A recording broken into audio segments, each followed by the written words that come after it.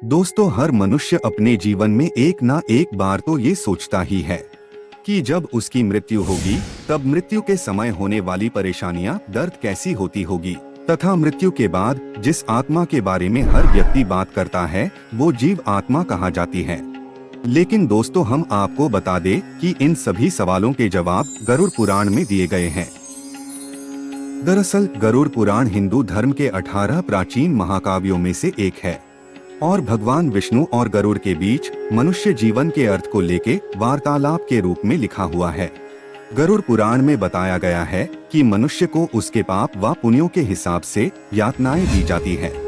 इसका मतलब जब जीव आत्मा कर्म भोग के कारण अपने वर्तमान शरीर का त्याग करती है, उस समय मनुष्य के साथ क्या घटित होता है, यह सब हम आपको गरुड़ पुराण के माध्यम से बताएंगे। नमस्कार दोस्तों, आपका स्वागत है हिंदू पुराण टीवी में।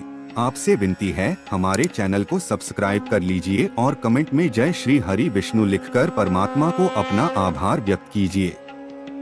दोस्तों, मनुष्य ने इस धरती पर जन्म लिया है और अब वो अपने पूर्व में किए गए पुण्य और पाप के अच्छे बुरे फल को भोगता है। मृत्यु के नजदीक आने पर वह प्राणी परिवार के बीच में ही अपने प्राण त्याग देता है।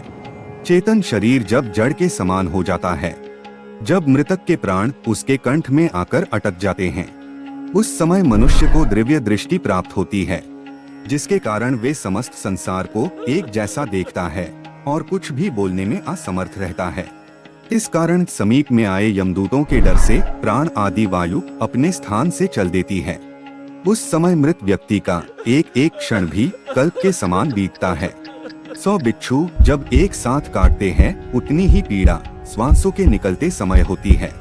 उस समय व्यक्ति का चेहरा डर से सफेद पड़ जाता है।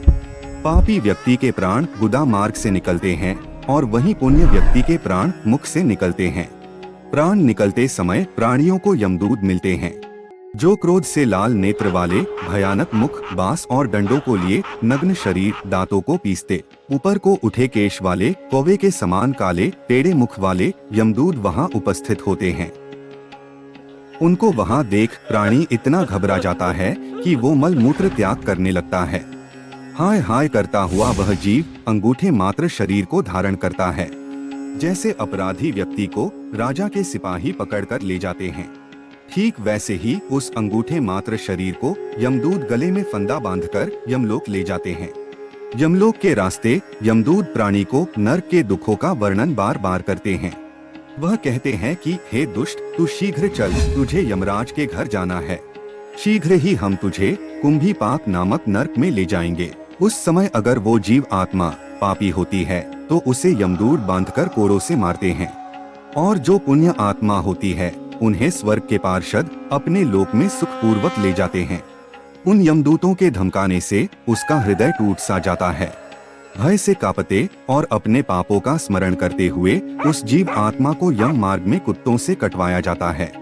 जब वह मार्ग में भूख और प्यास से पीड़ित हो जाता है, तब उसे सूर्य के तेज और वायु के वेग तप्त बालू रेत में चलाया जाता है। वह छाया और विश्राम रहित मार्ग में चलने से असमर्थ हो जाता है। तब उस जीव को कोड़ों से मारकर यमदूत घसीटते हुए यमलोक ले जाते हैं।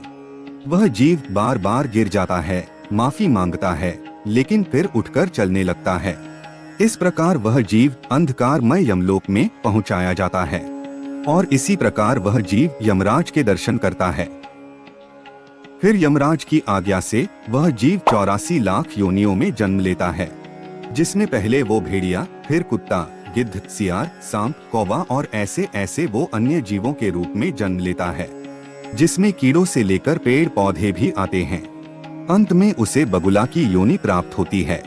इन सब जन्मों के बाद ही उसका अगला जन्म मनुष्य की योनि में होता है।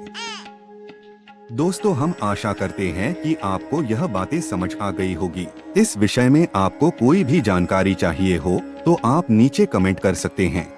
चलिए अब अगली वीडियो में मिलते हैं। जय श्री हरि विष्णु।